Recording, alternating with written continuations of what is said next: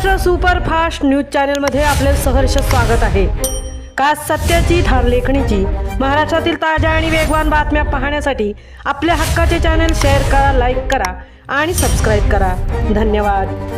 शांभवीचा तो शेवटचा मेसेज ठरला आयुष्यभराची वेदना। लाडक्या चिनीच्या निधनाने आजीचा हंबरडा। आकाशातून काळाने हिरावली उमलती कळी। बारामती विमानतळावर काल झालेल्या भीषण अपघातात महाराष्ट्राने दिग्गज नेता गमावलाच, पण या अपघातात एका उमलत्या स्वप्नाचाही करुण अंत झाला।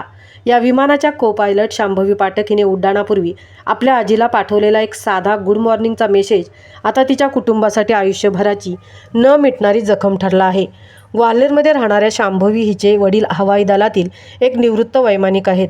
ग्वाल्हेरमध्ये राहणारी ही शांभवी तिची आजी मीरा पाठक तिला प्रेमाने चिनी म्हणत असत, तर शांभवी आपल्या आजीला दाड्डा म्हणायची। काल सकाळी 6:15च्या सुमारास शांभवी हिने आजीला व्हॉट्सअपवर मेसेज पाठवला, गुड मॉर्निंग दाड्डा।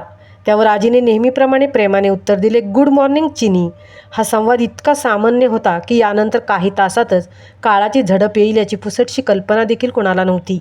अपघाताच्या काही काळ आधी झालेला हा छोटासा संवाद मीरा पाठक यांच्यासाठी आता केवळ आठवणींचा ठेवा उरला आहे।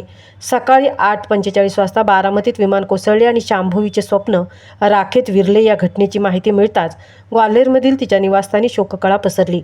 मला माहीत नव्हतं की हा तिचा शेवटचा मेसेज असेल, अशा शब्दात तिच्या आजीने रडत रडत आपल्या भावना व्यक्त केल्या। एकीकडे राजकारणाचे मोठे वादळ शांत झाले असताना दुसरीकडे ग्वाल्हेरच्या एका घरात दाड्डा म्हणून हाक मारणारी आपली लाडकी नात आपल्याला आता पुन्हा कधीच दिसणार नाही। या दुःखात एक आजी कोसळली आहे। आकाशात झेपावण्याचे शांभवीचे स्वप्न पूर्ण झाले, पण हे उड्डाण तिच्या आयुष्याचे शेवटचे उड्डाण ठरेल असे कुणालाही वाटले नव्हते। महाराष्ट्र सुपरफास्टसाठी तृप्ती भोईर, उरण।